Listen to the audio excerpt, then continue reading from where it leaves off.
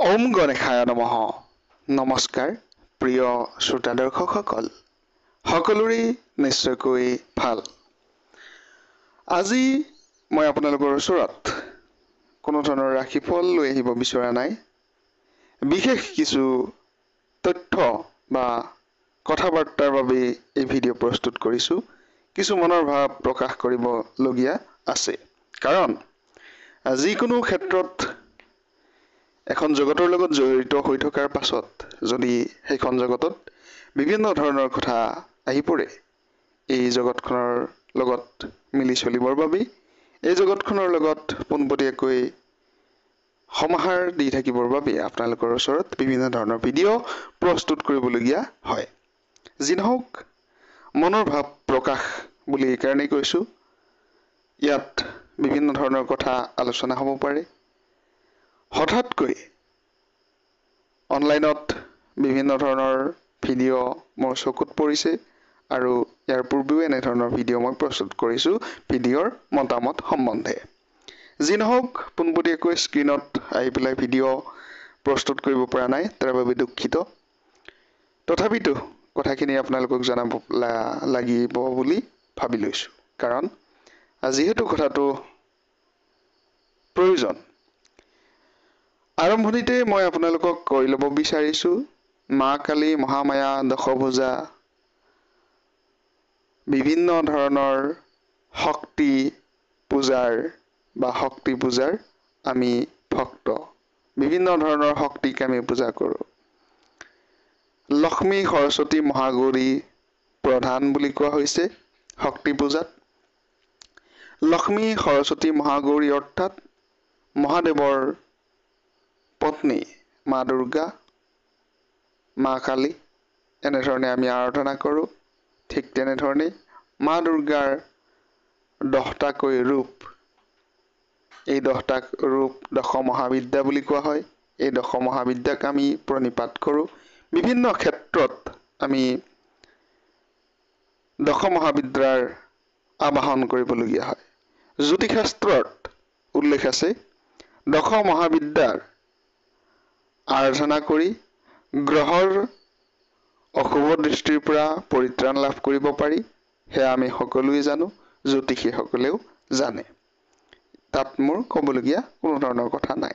কিন্তু হঠাৎ মা কালীৰ ফটো থাম্বনেইলত দেখা যায় ভিডিঅ' কিছুমানত, আৰু মই মা কালীক লগ পাইছিলোঁ, মই মা কালীক দেখা পাইছিলোঁ, মই মা কালীক এনেধৰণে কথা পাতিছিলোঁ, পোনপটীয়াকৈ এনেধৰণৰ কিছু কথা শুনিব পোৱা যায় বা দেখিব পোৱা যায়। ইয়াৰ সত্যতা প্ৰকৃততে আছে কি নাই, ইয়াৰ বিষয়ে কিছু আলোচনা কৰিবলগীয়া আছে। যি নহওক, আমি সাধাৰণতে অসমত বৰ্তমান যিহেতু মা কামাখ্যা পোনপটীয়াকৈ পূজা অৰ্চনা কৰা হয়, মা কামাখ্যাক সকলোৱে দৰ্শন কৰি, যিসকল শাক্ত বা যিসকল শৈৱ বা কিছু কিছু বৈষ্ণৱ লোকেও মা কামাখ্যাক দৰ্শন কৰে, মা কামাখ্যাক প্ৰণাম জনায়।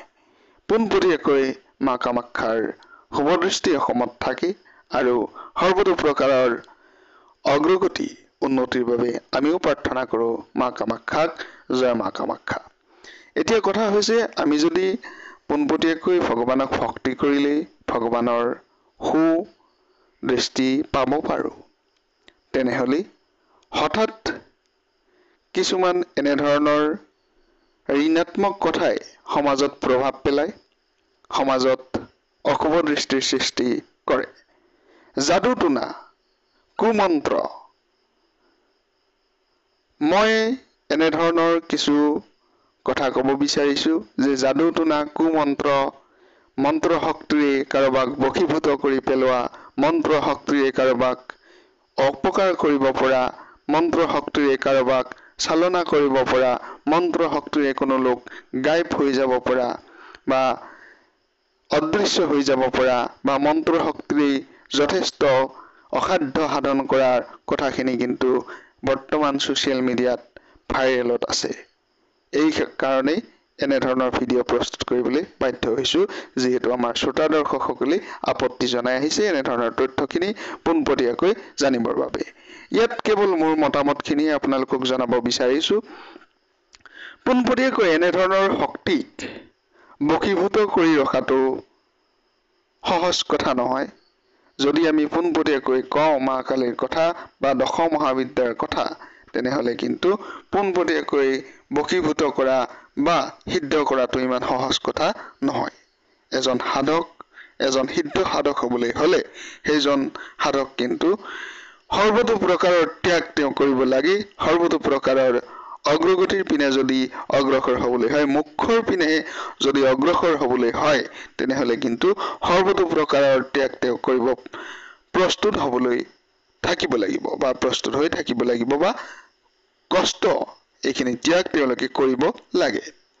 যি নহওক, যদিহে এজন সিদ্ধ সাধক হয়, তেনেহলে সৰ্বতো প্ৰকাৰৰ সমৃদ্ধি, সৰ্বতো প্ৰকাৰৰ সিদ্ধি তেওঁৰ ওচৰত থকাৰ পাছতো কিন্তু মোৰ ওচৰত এইটো সিদ্ধি আছে, মোৰ ওচৰত এইটো সিদ্ধি আছে, মই এনেকুৱা কৰিব পাৰো বা এনেধৰণৰ শক্তি প্ৰদৰ্শন কোনো কাৰণতে কৰি নেদেখুৱায়।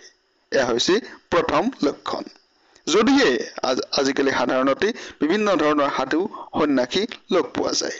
সাধু সন্যাসীসকলক প্ৰণাম কৰাটো আমাৰ সনাতন ধৰ্মৰ এক পৰম্পৰা।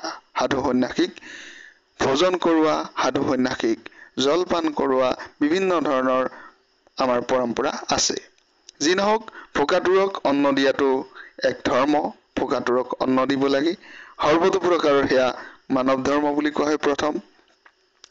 তাৰ পাছত হিন্দু সনাতন ধৰ্মতো কিন্তু এনেধৰণৰ ৰীতি নীতি আছে। কিন্তু সাধু সন্তৰ পেশত আজিকালি বিভিন্ন ধৰণৰ লোক ঘূৰে, গতিকে ইয়াৰ পৰা সাৱধানতাও অৱলম্বন কৰাটো প্ৰয়োজন। যদিহে বিভিন্ন ধৰণৰ চমৎকাৰ হঠাৎ দেখুৱাব বিচৰা ব্যক্তিক আপোনালোকে লগ পায়, প্ৰকৃত যিজন সাধু সন্ত মহাপুৰুষ হয়, তেওঁলোকে কিন্তু কোনো ধৰণৰ চমৎকাৰ দেখুৱাই নুফুৰে। এয়া প্ৰথম কথা। আৰু কোনো ধৰণৰ ধন অৰ্থৰ দাবী কৰি ঘূৰি নুফুৰে। আৰু কোনো ধৰণৰ সামগ্ৰী ক্ৰয় বিক্ৰয় কৰিব নিবিচাৰে সাধু সন্তবিলাকে। এয়া হৈছে দ্বিতীয় লক্ষণ। এতিয়া ভূত প্ৰেত বা বিভিন্ন ধৰণৰ শক্তি আপোনালোকে লগাই কাৰোবাৰ অপকাৰ কৰিব পাৰে নেকি? যাদু টুনা তন্ত্ৰ মন্ত্ৰই কাৰোবাৰ অপকাৰ কৰিব পাৰে নেকি? এয়া হৈছে সবাতোকৈ ডাঙৰ প্ৰশ্ন, যি বিভিন্ন ধৰণৰ অন্ধবিশ্বাসো ইয়াৰ লগত জড়িত হৈ আছে। জ্যোতিষশাস্ত্ৰত তন্ত্ৰ মন্ত্ৰৰ কথা কিন্তু পোনপটীয়াকৈ কলা যাদুৰ কথা নাই। গতিকে মই এইখিনি কথা স্পষ্ট কৰি দিব বিচাৰিছো যে জ্যোতিষশাস্ত্ৰৰ জৰিয়তে কাৰোবাৰ অহিত সাধন কৰিব নোৱাৰি।